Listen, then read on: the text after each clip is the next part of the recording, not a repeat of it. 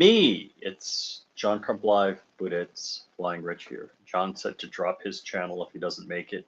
So anyhow, welcome. It is frickin' Wednesday, and Joe Biden goes up and down the short stairs on the airplane because stairs are his nemesis. And with that, I'm going to bring in my guest. We have Rob McNealy. Rob, I'm wearing one of your shirts. Dude, you're awesome. What's going on, Rick? Same old shit. Are you going to be going to let's see, SHOT Show? I think I am. So I'm going to try to go this year. So last year was a bust because didn't have anything to report, but I think I'm going this year. Okay, cool. And are you going to be driving like the last time you went? Or no? When the crackheads broke my window out, and then I had to drive back in January in the wintertime through mountain passes in Utah with no driver's side window. Yeah, I hope I don't have to repeat that. But yeah, probably. I mean, Vegas is, but it's about a 5.5, 6 hour drive for me. So by the time no, it's nothing. So by the time I go to the airport, drive, take Uber, whatever else, I really don't save any time, and I usually spend more money that way. Yep. Absolutely. Plus, every time I go to SHOT Show, it's like, you never know when you actually need to go off strip for something. So it's like having a car still makes sense. But renting a car for SHOT Shows are waste. You know what I'm saying? I got to close the deal. I got a room offered to me, so I got to close the deal on that. Let's see. Oh, I haven't introduced you. So Rob McNealy, how do you want to be introduced? What should people know about you? Friend of John Crump, though he never calls me anymore. So I think he doesn't like me. But no, doesn't talk to me either. What are you talking about? So I'm a serial entrepreneur. I have my feet in multiple worlds, but why I generally come on social media for Gun World is I'm the co-founder of Tusk, which is a cryptocurrency that we developed that is gun friendly. And so also a big Second Amendment guy, and always have been. And I'm not just like a carpetbagger that says that. Like, I've been around the gun world for a long time. And if you want to check my creds, even when I ran in 2010 for Congress in Colorado 6th Congressional District, I actually did the Rocky Mountain Gun Owners candidate survey, and I was the #1 candidate in the state of Utah. And they would not publish my survey results because I wasn't a Republican. And by the way, and so I've never forgiven, let's just say, the group behind that now.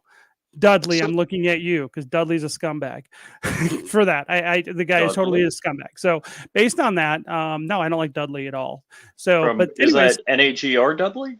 Yep. I think he's an asshole. You can quote me because I was the best candidate on guns in the state of Utah in 2010, and he would not publish my candidate survey. Hold on.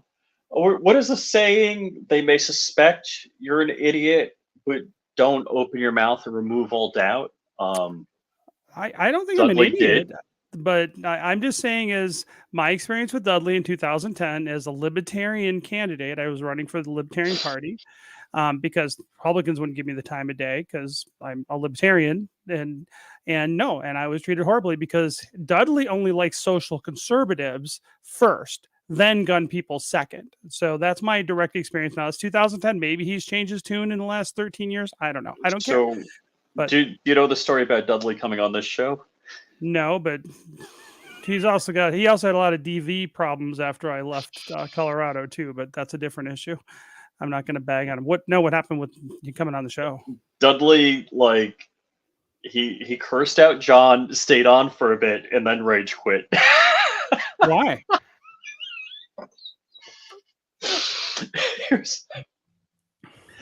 Oh, all right. So we removed the videos from YouTube, but there may be another streaming service where you could find them. Yeah. So I don't know. My experience with him was just really awful. And like I said, if you're a group doing candidate surveys in a state and your issue is guns and gun freedom, then you should rank and publish the candidates that support that the most, right? I don't think that's unreasonable. I'm going to ask you guys not to read, really, Rob, you not to read the comment I'm about to place, but John uncovered every bit of bad dirt on Dudley ever. and brought it up live on the show, even though Dudley thought he paid to make it disappear and have the Well, record sealed. well, because I left Colorado in the end of 2012, middle of 2012. I mean, I lived there like 12 years. But I know he had some personal issues, after I left, I heard about. That was pretty, So widely known in Colorado, at least. Dudley called John the phrase I'm about to put in the chat, and then stayed on for like another minute and then quit. So I had a T-shirt made that says "I'm with" Lovely. and an arrow. Lovely. Yeah. So anyway, and I wanted to go with John to the NAGR booth. Oh, that's hilarious. No, so anyways, I didn't want to like get into a big tangent. I'm just saying is like if you wanted to see if I was been a gun guy, you can go back to at least 13 years on. You can still find some of my positions from that candidacy back in 2010. So I've been around the gun world a long time. This isn't where I want to go, but I've been thinking about it. So I'm out of work on Monday or Tuesday, really. Monday's my last day on this contract. Best job I've ever had in my life, and I'm like so happy and grateful for the experience because it was really good. Worked with good people. The thing that I'm considering is my Congress. Uh-oh. We lost the host. Yeah, we lost. I was like, oh, my Congress critter, Republican Brian Mast, who used to come to the Tea Party meetings, tell me, "I'm a gun guy. You want to go to the range with me?" I'm like, "Yeah, I don't have to go to the range with you." Now, if Eric Iraq veteran invites me to the range, I'll go to the range with him. But yeah, no, I don't have to go to the range with you. He got a hoplophobic wealthy donor in Florida here in Palm Beach County, and now Brian Mast came out against semi-automatics. So I'm like, do I have slightly better than a snowball's chance in hell of primarying this guy, or? I don't know. I think here's the thing. Like, I think we're past the point that politics will fix our country. In fact, politics are getting worse, not better, as a nation. And so, whatever, the system's so rigged. The people that can actually have a chance of getting elected are already compromised. In my opinion. And I think by design, because you want the compromised people there, because then you can get crap out of them. Then you can get favors. The bottom line is, I've been around politics for a while, and I've worked on some pretty successful campaigns and got mentored by some certain individuals that were really smart. And this is what I know: I can get anybody elected if they will listen to me and do everything I say and be absolutely willing to lie to everybody to their face. If you can convincingly lie to people to their face, you will be successful in politics. And this is not complicated. Like the guise is when you get the voter vault information, you go door to door, you talk to all the people that have voted in the last two primaries. You want to go after primary voters. So those are the more hardcore ones. And you know what their religion is, if they're what their political persuasion is, and what the hot point buttons are. So you literally you go to a Republican door, you say, yeah, I don't like gay people, yeah, I'm pro marriage, yeah, I'm anti-abortion, and rah rah, go Israel. And guess what? They'll vote for you. Doesn't matter. And then you go say this, and then you do the opposite when you talk to the Democrat. And yeah, those evil, stupid Republicans, I hate Trump and gay marriage and blah blah blah. And boom, that's all you have to say for the average voter, and walk away. And then you got their vote. That's all it is. And you have to be convincing. You have to be a good actor. You have to practice. But it's like kind of like cold reading. You ever seen these mystics and these magicians that do the cold read, where they're like, "Oh, you know so much about me," and it's like you're just saying shit that's vague enough that applies to everybody. And when I walk up to a door, and I see you. So I'll give you a great. My day job has nothing to do with politics, but I'm in people's houses on a regular basis. And I walk in the door and I know exactly who I'm dealing with politically based on what pictures they do or don't have on their wall, what books they have on their bookcase, the types of cars they drive. They have a Subaru in the driveway, they're probably left-leaning. They have a Dodge Ram, they're probably conservative. I'll just make that, cat people tend to be more liberal than dog people. And in Utah, if they have a coffee maker on their counter, they're not going to be Mormon typically. So right. you can cold read people right out the bat. If Mm-hmm, someone mm-hmm. typically has a Macintosh computer, they're more likely to be left leaning. The same thing with an iPhone versus Android.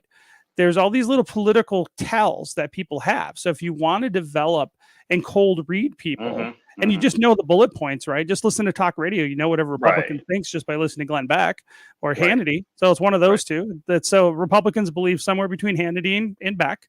And so if you just mouth those words that they say every day, and you'll be fine with any Republican. And then you go to Rachel Maddow and you see what she says about things, or mayor or whatever, and then you know what the Democrats Mm-hmm. think. I mean, people are very simple to understand. So if you want to get elected, you just mouth the bullet points that they already with. Be good looking, right? Don't be a slob. If you're a woman, being attractive helps a lot, and then you'll win. So MC says, how about Lexus drivers? That's interesting. I'm not sure. I don't know the demographics on Lexuses. I would assume. So I like Lexuses. I don't have one, but I don't know. I don't know about that. But I would say BMW people tend to be a little more conservative. Hummer people tend to be a little more conservative. I don't know. I haven't broken every car down. So, Nissan Maxima and Altima is going to be a left-leaning single mom, though. oh yeah, yeah. All right. So we got his and hers Lexuses, Lexus RX 450s, and I got a Genesis Coupe. Those are nice. I think those are great SUVs. So I'm saying it's not. Here's the thing, though. You don't look at any one. If you're going to try to cold read Yeah, somebody, I you don't got look at any one data point. You look at several, right? So just having a truck doesn't mean you're conservative. But if you have a truck and you got a Smith and Wesson sticker and a Second Amendment sticker on the window, one, they're probably a loot drop, and two, they're probably conservative. So you know what I'm saying? So, but it doesn't I mean you're going got to be you. right 100% of the time, but I could easily get to You 90%. mean my American flag and the other flag that says Trump is my president and Jesus is my savior? Sure. Absolutely. Absolutely tells. Jesus fish on the back of the car. In Utah, it's a little different because Mormons have their own little cultural icons. So they always have like a picture of a temple or a family proclamation in their living room, and they have stencils on Okay. their walls. Those are usually Uh-huh. Mormon tells, which are a And little the different. magic underwear, right? They don't usually show them to you, but yeah. If they're showing you magical underwear, you got other issues to worry about, or maybe not. But the thing is, I What? mean, but here's the thing. Ooh, Jordan says his Palisade got. Everybody okay? That sucks. Was it Tiger Woods that was in a Palisade that got totaled also? I don't think, isn't that a Hyundai? Yeah, Hyundai Palisade. Yeah, hope you're okay, buddy. Tiger Woods. I don't think Tiger Woods drives Hyundais. I just don't see Or that. was it the Genesis SUV that he ended up I thought he was driving a rolling over in Beamer a or ditch? something. No, I think it was either the Genesis or the Hyundai. So MC, I'm from Michigan. Literally. I'm a CMU grad. But I am looking at possibly buying an island in Michigan, but that's a different discussion. Jordan says, oh, so Jordan has the comma AI system, which I have one in each Lexus. Are they Lexi if you have more than one? Lexus. So the bummer is I've got a 2017 and my wife has a 2020. And the 2020 does the experimental mode, which stops at stoplights and stop signs, which is cool, and mine doesn't. Oh. Although I was talking to MC earlier, just before the show, and I saw there's an auction for a Lexus RX 450 that has hail damage, and I'm like, I'm just gonna Bondo it in Rhino liner. It's a good price. if when it comes up for sale, I'm kind of watching that. How much would the PDR? How much do you think the PDR would cost for that to fix the hail damage? Oh, it's pretty. It's hammered. It's so bad that the sunroof, the rear window, and the front window are knocked out, along with the top covers on the side view mirrors. Oh wow! So it was like golf. It was like softball hail or something. Yeah, it's bad. It's bad. Yeah, I was gonna say I might practice if I buy it. I might practice PDR on it and then just Bondo it up and Rhino line it. I got a cool thing that might work. They got this gripper thing, and it's like a electronic air compressor suction cup thing. They use it for Oh moving like wow. tile and stuff. I wonder Okay. how that would work for PDR. Right. But Right. because it's got like a vacuum power, and you can just. Yeah. I don't have it. I don't have it handy, but Oh it's actually a pretty gosh. cool tool. So MC's bring it back. My dad, during the first gas crisis, he figured out what it would cost to buy like a new Honda that got like 30, 40 miles to a gallon, whatever it was, Right? versus buying a used Cadillac. Guess what my dad did? About Because the Cadillac. everybody was fire selling the Cadillac. So he got, was it a 69 Fleetwood Brougham? I think it was or a 70 Fleetwood Brougham. Anyhow, and that car, for whatever, beautiful leather in for that time period, whatever was it? Yeah, I think that it was either a 69 or a 70 Fleetwood Brougham, which is like just slightly smaller than a limousine. For But what? in wall to wall sofas, Oh yeah, yeah, just leather, every kind. it's It'd like be driving on standard a cloud. equipment by today's standards, but it had everything. Driving on a The cloud. car looked like crumbled up tinfoil. I don't know what happened, but everybody hit that car. There wasn't a straight panel on the car. Love driving that car. That was the best car. Nobody on the road effed with you. Well, it's like anything from that time period before people cared about, fuel efficiency, man. The cars just became they just got bigger and bigger and bigger. And it just Well, I get it. It's funny because like the junk cars when I was a kid, those were the kind of junk cars that were available for like, 16-year-olds and stuff. And yeah, it was just crazy the battleships on the road. oh Uh, yeah, yeah. and they had like 100 horsepower to move them around Oh or my. whatever. Well, the Cadillacs that vintage had a 472. I don't know the horsepower spec on it, but They'd be 200s probably at best.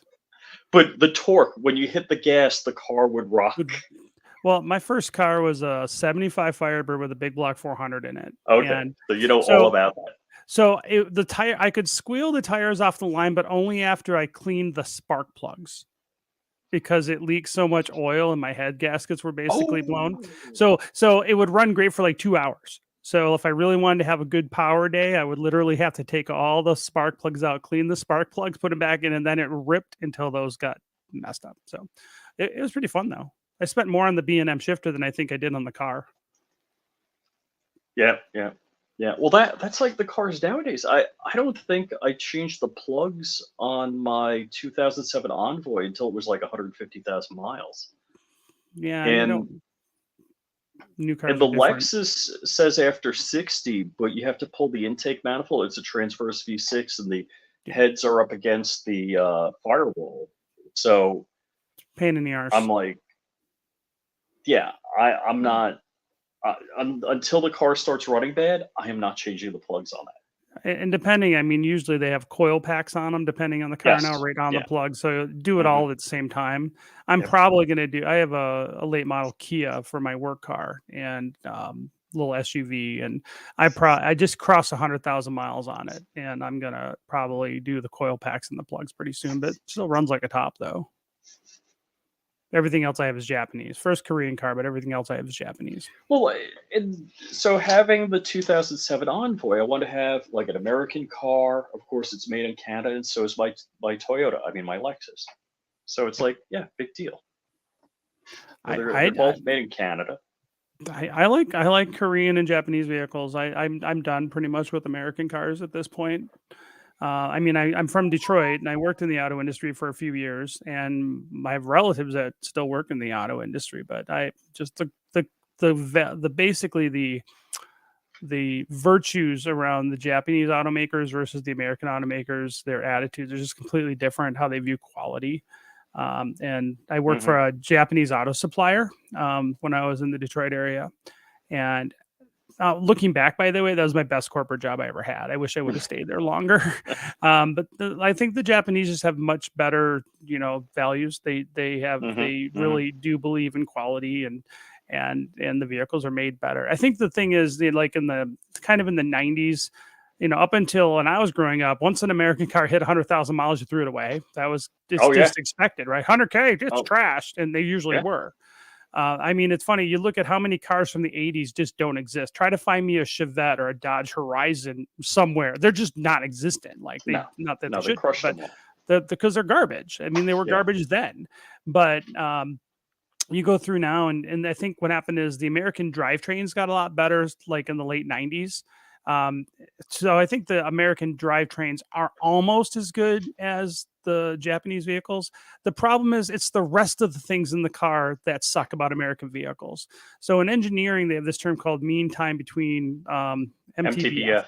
Yeah, and so the difference is that the Japanese apply high MTBFs on all their parts across the entire vehicle, whereas Americans are a lot more selective about their MTBFs. So that means that an MTBF in engineering term just means that any part you buy has a rating for how many cycles it'll last. If you got a little switch, little dial, you name it, Hmm. they have it. They actually assign a rating to it, and so when they're putting out a spec for, let's just say, a backlight on a car stereo. I'm looking at you, Ford, back in the day with the Escorts, and the backlight would always burn out on those stock radios in the late '80s, early '90s on all those Fords, right? Hmm. That was a big Hmm. problem. The backlights on the radio suck. So what happened is MTBF is the American automakers have much lower MTBFs on everything than the Japanese automakers do. But so like just think of trim parts, just think of, all the little things that, maybe Oh your yeah. car, maybe an American car runs real well, like the drivetrain still runs, but Hmm. everything else starts falling apart much sooner than a Japanese Hmm. car. And Hmm. those are the things that make the difference between, do you want to drive that car, 100? It's one thing to get to 150, but 300. Like I had a Honda Ridgeline Gen 1, original owner. I sold it at 276,000 miles, still running. And the only reason I sold it is because my rack and pinion blew out after I had a rack put in, and it Hmm. blew out after a year. It was warranted, but not the labor. And I didn't want to spend another Oh, $1,000 to get the new rack put in it. And all so I right. just got rid of it because it was just leaking oil everywhere. But it still ran. I just ran fine. That truck could go eat. I'm guaranteed that truck's still on the road. I babied it, So put there were synthetic oil in it. Anyway, the original parts on my 2007 Envoy. And I was the second owner. I bought it in 2007 with 1,500,000 miles on it. 15,000 miles. So the I'm shocked. The AC compressor only went like 2 years ago. So we're 180,000 miles into it. Original starter, original alternator, just shocked to all get out. I'll tell you what pissed me the f off is I don't know if I was like a little over 100 and one of the hub bearings went. So I'm hmm. like, all right, I'm going to be traveling. This is a couple of years ago, 3 years ago, 4 years ago. Uh, I was working actually in Jackson, Michigan. I was on a contract in Jackson, Michigan, At the prison. and yeah, well, not at the prison, but so I had the Envoy with me, and it was getting towards spring, and I'm like, all right, let me, we've been snow free for a while. Let me drive back down. I'll because my daughter was starting to drive. I'm gonna drive up in the Genesis coupe, and I'm talking to all the people I know, and I'm like, I got to put a hub assembly in the car. Do I get the two for $30 on Amazon, or do I get the $180 one from Napa that has the SK bearings? And I talked to my flight instructor, who owns an auto parts store. He's like, get the one from Napa. It's got the SK bearings in it. It's got your ABS sensor. You want the good stuff. I put it in literally 30 days later, the ABS sensor fails. And I'm not sure how many miles I got on it, but the bearing failed also. It failed, like in a couple of years, and not even 5 years. I can guarantee not 5 years. Actually, with 2 or 3 years. I was like, are you effing kidding me? So all of what happens a lot of times with brand products, something like Fram was a high quality product, and Right. then it got bought for the name, and now they're just making the cheapest crap. They're slapping the Fram name on the cheapest crap filters on the planet from China. And so you think you're buying quality, just like I was told I'm getting these SK bearings and blah blah blah, and they're the highest quality. Obviously not. Can you so it's funny with all the war hawks out there talking about how we need to fight China, whatever. Can you imagine overnight having your supply chain of auto parts completely shut off? Oh yeah, yeah. How long would Or that? China having the piggy bank shut down. Right. I mean, think about it. I mean, just think from a supply chain standpoint, just auto parts. Right. I don't like car payments. We Hmm. don't buy, even though we certainly can. We don't buy new cars. We generally save money and pay cash for a late model used car at a time when we buy Right. cars. And I wrench on my own car as much as possible. I'll do everything like maintenance wise, like even on the new cars, I do all the suspension, all the brakes myself on all our Hmm. cars. And Hmm. some I don't do oil changes much anymore because it's just a pain in the ass to get rid of it. But um, can you imagine overnight You just all of pour it the in the auto? woods. What are you talking about? Yeah, exactly. That was how they did when I was growing up. Yeah. But can you imagine the entire supply of auto parts pretty much being eliminated overnight? Oh yeah, yeah. What that As long alone, as we just get supply parts chain. from Mexico. But most of them don't come from Mexico. I mean, you got to remember, most of the stuff that was made in Mexico is now made in China too. Uh, so, it's like, I don't know, it's just kind of interesting to think about, like just basic stuff like that. Like how long, what if it would take you to get, a month or two to get a spark plug, for instance, or something? I mean, that's crazy Right, if you right. ask me. So DLD After Dark was just calling me. I'm like, doesn't he know? Disney After Dark. Do you know DLD, that? Dark Who is it? Mavis, Dark Mavis. Ah, It's like, dude, I'm doing a show. I guess we could Uh, call it a show. unless, uh-oh. Wow. It says stream got taken down. Jordan just texted me. What? How would it get taken down? What did we say? Stream got taken down. By who? By Uh, YouTube? I'm assuming ScrewTube. Hold on, let me refresh my studio. We weren't even talking anything trashy. It still says live. All right, if anybody's out there and still sees us, I see 529 a comment. Let us know. Hold on, let me call Dark. So put him on speaker here. No, all right, they're saying I'm live. Yeah. So you and Jordan, I'm still live, and people in the chat are saying we're live.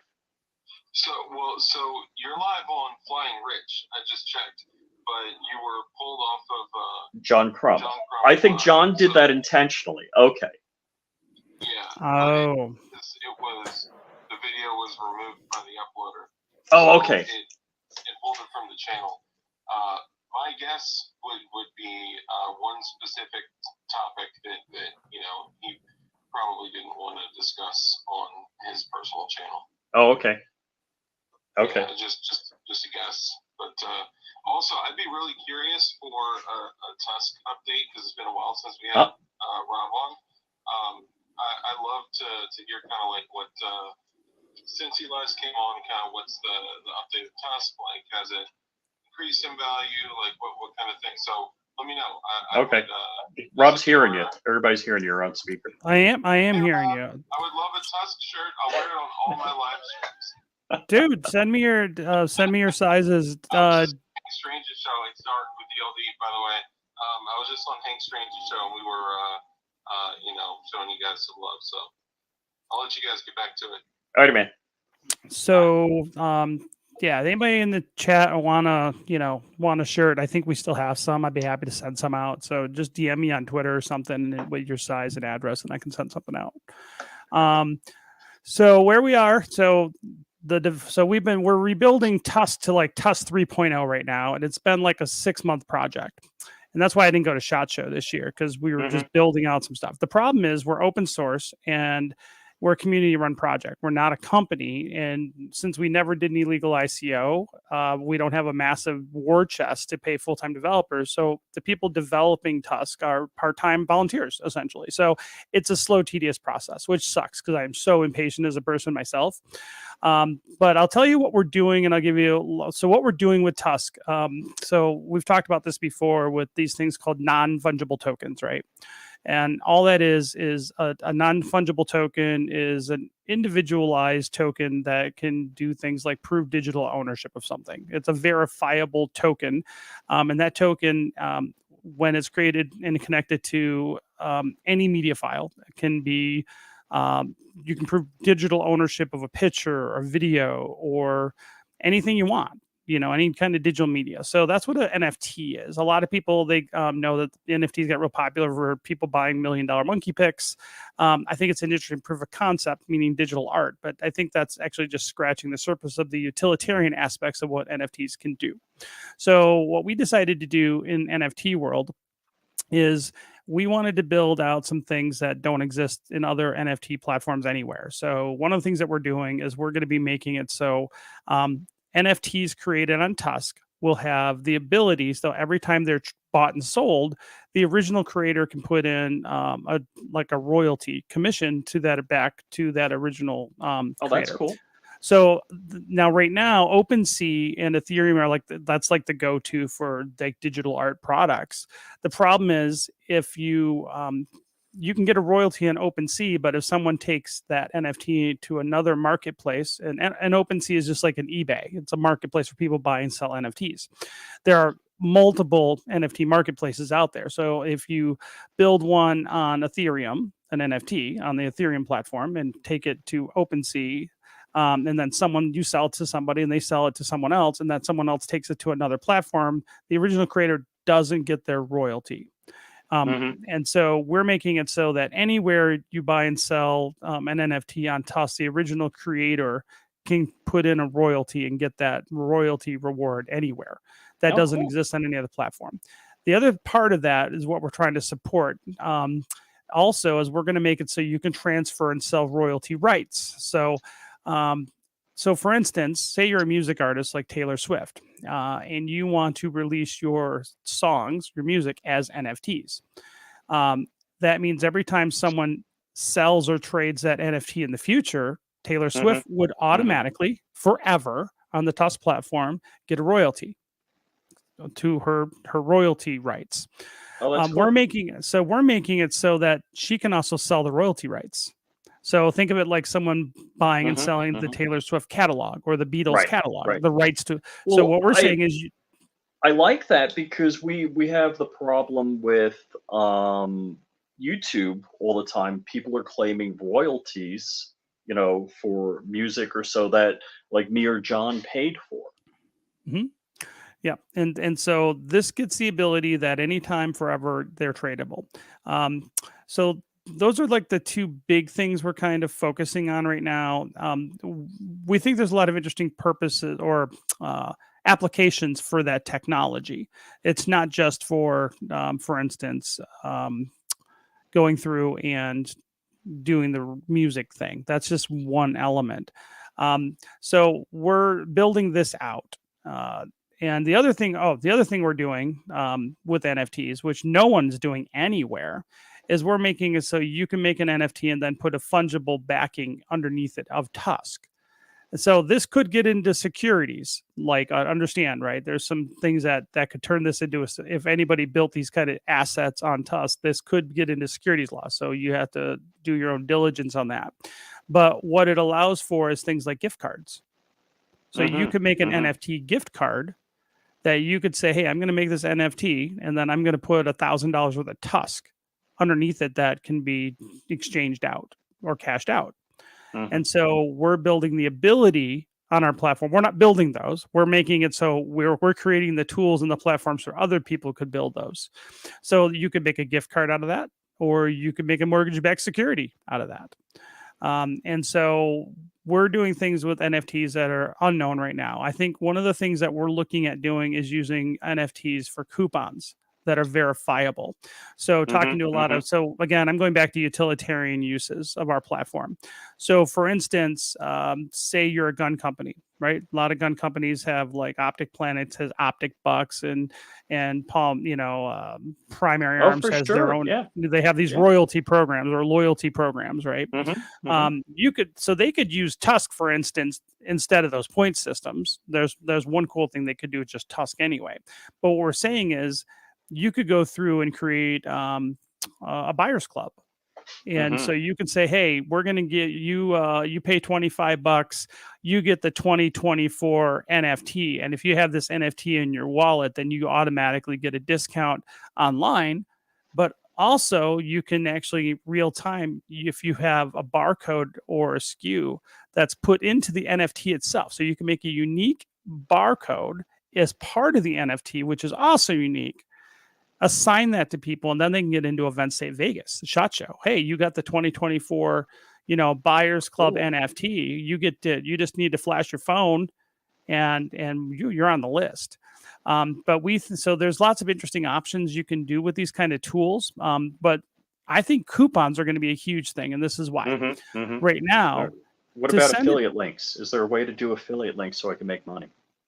Well, Tusk already has a built-in affiliate program anyway. So if you refer someone and they sign up for Tusk, you get a kickback anyway. That already exists. You can do that now. But I'm like, if I affiliate link to PSA or something. Well, that would be handled on the PSA website. Yeah. Like we got to get them on as a customer, but eventually. But here's the other thing that's kind of interesting. So right now, everybody loves text message marketing, right? Because people don't, look at it like this. People don't open emails anymore. And in fact, people went to text message marketing because in the text message marketing, people had a much higher open rate. But now the phones are blocking automatically text messages and stuff. But right now, so just from a pure marketing standpoint, right now, I think it's between 3 and 5 cents per text message, depending on how many characters you have to send one. So if you're sending a lot of text messages, that starts adding up. Well, you could send an NFT. And by the way, when you send a text message, you're really, you have to pay more for putting a link in there. And that's also very risky too, to click on a link in a text message. Oh, for sure. And then they charge you more based on characters when you send a text message. But we're saying is that's 3 to 5 cents minimum right now. You could send an NFT that would be a full graphic. You could put a barcode in it. You could have links to other media. There's all sorts of things you can do with an NFT. And you can send an NFT to a verified user for less than a half a penny. You think that might be interesting to marketing departments somewhere? Oh, hell yeah. I think what? How many times, and I've talked to some marketing department, that's where we kind of got some of these ideas, is that a lot of people are, so for instance, people are using coupon codes. And what's the first thing you do when you want to buy something on Primary Arms or whatever? You're like, you're Googling, you're like October 20, Primary Arms, October 24 coupon code. You do the Google search, right? And then you have to try 6 different codes to get one that actually works. Right. What we're saying is, and that's very generic because you don't know who's used. So if you're like Primary Arms in this case, you don't know who's actually, you might know who's using the code, but you don't know where they're getting the code from, for instance, unless it's like, a Hank Strange code or a John Crump code or whatever. We're saying is you can issue out these codes to specific people and they're uniquely identified. So you basically, if someone signs and buys so if you buy something as a guest, so this is important with like e-commerce. If you buy something as a guest on a lot of these sites, which you can, where you don't set up the account and stuff like that, they miss out on information that might be good for them as a marketing organization. Now, there's always privacy concerns as well, but I'm just talking from a marketer's perspective. You can create NFTs for marketing purposes that are delivered to verified accounts that are uniquely identified. If you want them to be, they don't have to be. But if you want them to be, you can. And you can do it for, a far less cost than you can even with text message or email marketing. So I think that's going to be the future, and we're the only blockchain I know that are even looking at building tools to support those use cases. Very cool. I'm hoping, so we've been working on a set of milestones, and we just completed NFT milestones. Let's see, this just came out 2 days ago from our lead dev. So he said the planned functionality for milestone 3 is completed. Royalties are being collected on secondary transfers when necessary, which is, I'm just reading you the actual report because this is in front of me. The NFT positive minimum price when the NFT series that it belongs to has a positive royalty free percentage. The unit tests are all passing. I've been adding some extra features that will assist with tracking royalty payments within an account history.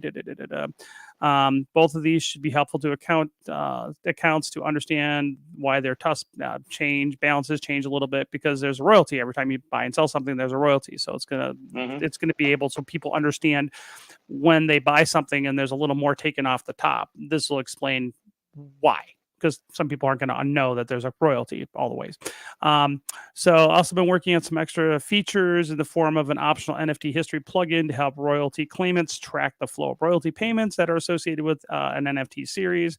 This is still a work in progress, but I think it will likely work. If it can't, if I can't complete it by the end of next week, I'll set aside and start work on milestone 4.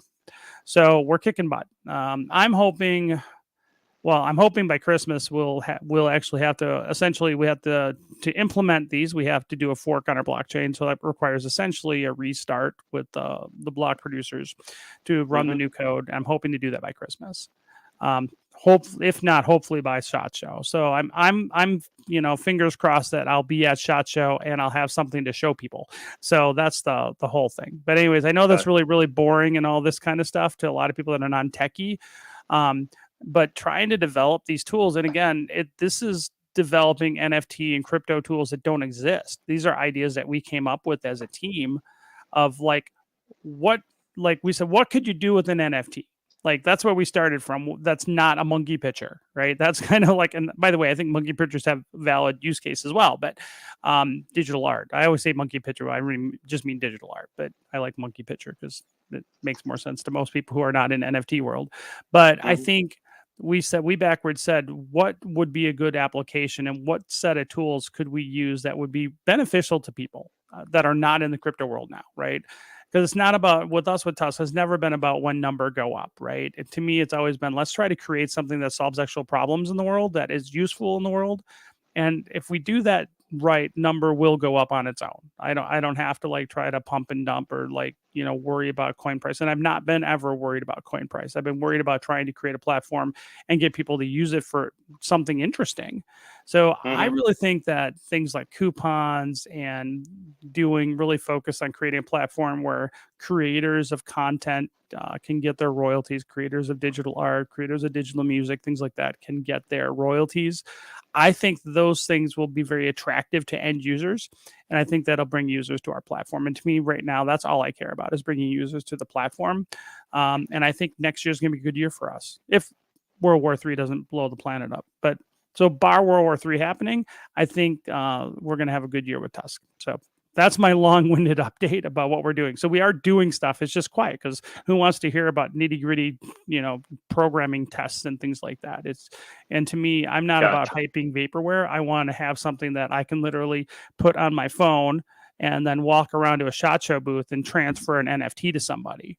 And I think and what I like about monkey pictures, I think patch culture is going to be a big deal. So what we want to do is get people trading NFT patches that are like digital patches.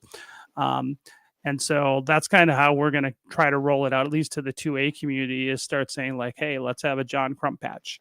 And then, at SHOT Show, John can pass out his, whatever John Crump patch as an NFT and hand them to his favorite users or something like that. Or, Safe Harbor, Safety Harbor guys can do the same thing or what have you. So to me, that's kind of where I want to see the ball rolling is that's how we start onboarding people in a fun way. My kids are involved with Civil Air Patrol, and I can tell you these kids love morale patches. And so one of my sons and I've already talked about, once we can start doing NFTs as digital patches, he already wants to start trading them with because these cadets interact with cadets from other wings across the country. Okay, right. And so So yeah, so I mean, I think we got some ideas on what we're going to do next year, and next year's coming really fast. So it's like that's kind of what we're doing. Very cool. Very cool. Yeah, I keep forgetting that your kids are doing Civil Air Patrol. That's pretty cool. I am too. I got my uniform now. It's 'Cause great, actually. It's a great the- organization. So and I think it fills in nicely where once I wanted my boys at least to have like kind of a scouting experience, but I don't have a lot of faith in what the Boy Scouts have become, unfortunately. Civil Air Patrol gives a lot of that kind of experience, the scouting experience for kids. So that's why I got it. And then I like it because I like the search and rescue aspect, and there's a lot of interesting training adults get too. So there's a lot of interesting camps and schools that the cadets can go to, but the adults can go too. So, for instance, Civil Air Patrol. Now, I'm not physically able to do it this year, but maybe in 2 years I might try for it. They have like literally the Air Force has camps for Civil Air Patrol cadets that they can compete to apply to and get in. Like they have like a pararescue orientation course and an advanced pararescue orientation course for Civil Air Patrol cadets. And it's literally done by PJ. They're taught by PJs, and you have to meet PJ qualifications, PT qualifications. They PT test you the day you get there. If you don't pass, they send you home. So you have to run you have to run 3 miles at a 7-minute interval, do a bunch of pull-ups. They have like a 12-week training program for PT to qualify before you go. It's pretty crazy. It's intense. So, but adults can do it too. And I'm like, huh. We'll see how it is in another year. I'm getting in better shape, so we'll see if I can get to that point. Yeah, I got a pain in my shoulder. It's like if I lift my arm above my head, it's like I'll start crying. Do you? Do you got a torn? Gosh. Do you tear your rotator? Something's going on bad. I'll tell you because I just time off. I'll go to the doctor. Dude, I'm telling you, I just had in the last year 2 knee surgeries and 2 rotator cuff repairs in the last 12 months. Do not let a rotator cuff go. If you think you got a rotator, go to the ortho, like get it fixed. Because the longer you wait, the harder it is to fix. No way. So, yep. I waited I had 2 torn rotator cuffs for 11 years. Talked about, dude, I got so weak and it got so painful. I just finally got sick of it. And finally, I had to it's a nightmare. But man, I'm feeling good. I've been losing weight. I go to the gym every day now. I'm getting stronger. The pain was fixed. The original pains that I had got fixed. I'm just still recovering. It takes a year basically to get through a real rotator cuff repair. I had a full thickness tear. They had to put I don't mean to derail you on like health stuff, but they had to put a 2-inch pin in and then reach in and grab the tendon and drag it back. It's pretty gnarly. So yeah, don't do that. So just take my word for it. If you got a rotator problem, go get it fixed. Because shoulder repairs are the worst to fix. And I'm old, so just is what it is. But you're not that much younger than me, so I would go get it fixed. Ooh. Well, my birthday's coming up too. Are you? So yeah. Are you in your 40s or your 50s? I'll be 58. Oh, you're actually older than me. I thought I was older than you. So I'm in my early 50s. But yeah, go get that shit fixed, dude. I'm telling you. Yeah, because these a-holes saying nasty crap to me on the internet. I got to make sure I'm in good shape so when I meet them, I can talk to them nicely. People being mean on the internet? I don't believe that at all. So here's my policy. I won't say anything on the internet I wouldn't say nose to nose with you. Now, what I would say nose to nose with you, pretty high up there. Because here's the thing. I'm the same way. I will be harsh with some. I will be stern with some people, but I also grew up knowing how to fight, and I'm not afraid to get punched if I'm a dick. Like I've been there, right? But yeah, there's a lot of people that just say stuff on the internet and they get so comfortable saying it, and it's like, dude, you would like get shot if you said that to people in person, like you acted like that. I think the internet's harmful. I really think social media is really harmful. Yeah, and nice strike, Mike. I'm not saying anything about you. I'm just like, no, there's people commenting on my shorts and stuff like that, and on YouTube, and I'm like, really, dude? Really? You would say that to somebody? You would like in person say that to somebody? And so if you're wearing cargo shorts, I'd make fun of you, but I know you. Yeah, but I don't care. But they're saying stupid stuff like what was the one guy saying? Hold on, do I have it up here? It's like there's nothing more cowardly than an American male gun owner. I'm like, what? I don't. Here's the thing. I'm just at the point where I used to want those people used to make me upset, and I'm just at the point that I kind of just am just getting better at muting people on Twitter and Oh ignoring yeah, people. yeah. But I'm like, you have no idea what you're talking about. Dude, people are jerks, and I think social media makes us. I think social media is harmful to society. I really do. Yeah, and it's and if you follow my rule of not saying stupid crap that you wouldn't say to somebody in person, yeah, then it wouldn't be so bad. What this other guy? Oh, here it is. This is the guy. So there's this audio I've been stealing, and because everything I do on the internet involves some sort of theft, fair. it's panning across. His video was a Toyota, and he's got the voiceover, and it says, "I've installed something that no Japanese manufacturer can install," and he pulls a gun out of the glove compartment. So, I pulled the MP5 out of the glove compartment. The next day I post a video like that, and glove compartment's open, and my 50 cal is in the back, with the seats folded down. So the guy writes, "Barbarian, and you're proud of it because that's all you got." I'm like, what, a Lexus and the 50 cal is all I got? What do you think? I've gotten to the point that I don't even like put pictures usually of guns and stuff on the internet anymore. I Yeah, just but that's what I do on this channel, Well, that's what you do on the channel. That's fair, but that's what the channel's about. But Right. I think here's the thing. Like, it's just you got to understand. Even the anti-gun thing. It's almost you got to remember. There's certain, and it's far from us. Like, but there's people that grow up in states and places that they've never been around a gun. That the only thing they know about I mean, guns look, I is grew up in New York. yeah, and so what you and I would think is completely normal, safe behavior is something that that literally is foreign to people. Like, they think that Right. there's something abnormal because it's not something they've been around. And unfortunately, that is all too common out there. And I think so. You're dealing with that. Let me just say, there is nothing more useless than a 50 BMG. There's no good reason to have one. Why do I own it? Because it makes liberals mad. Because I want to say I own one. I think they're fun to shoot. Oh yeah. I've never had a bad day shooting a 50. Never had that bad day. That's because you're pulling the trigger. Well, I would say though I had the opportunity to fire a 249 in 300, a suppressed 249 and 300 blackout with a 1700 round cyclic rate once.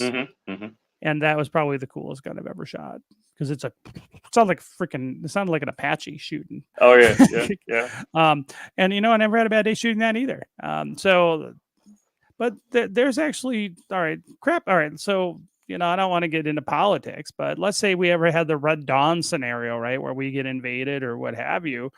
There is a use case for her. 50 BMG. There just is.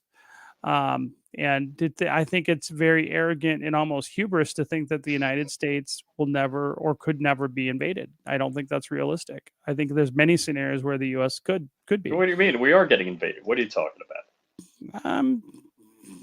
I'm talking Red Dawn invaded.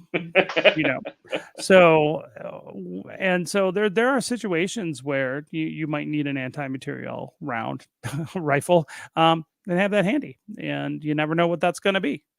So to me, I would rather have one and not need it and make someone cry than have to be in a situation where I really could use one.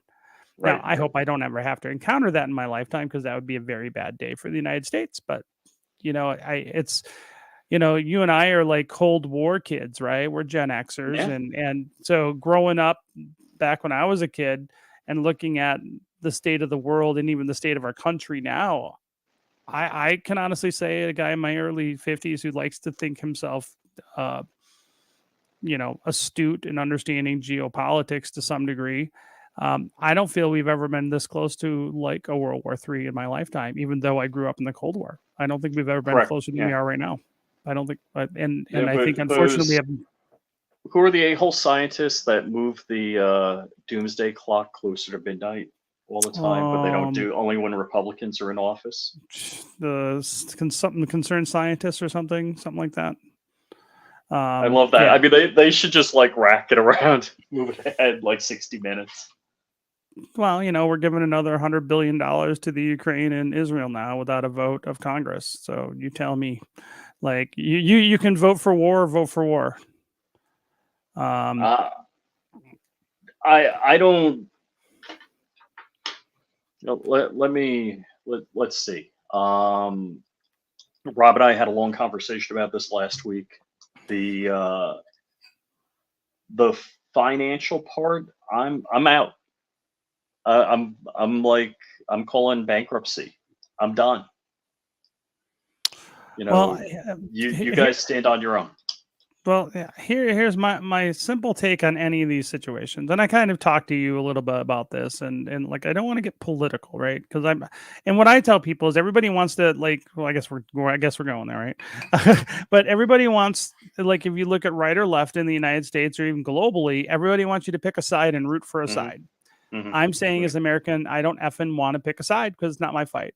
And here's the thing, and I think that's a perfect rational thing. I don't want to be involved, and I don't want to pay for it, and I don't want to pick a side because both sides over there, in my opinion, suck. And if you want to argue one side sucks less, well, guess what? I'll tell you this: I don't like propaganda.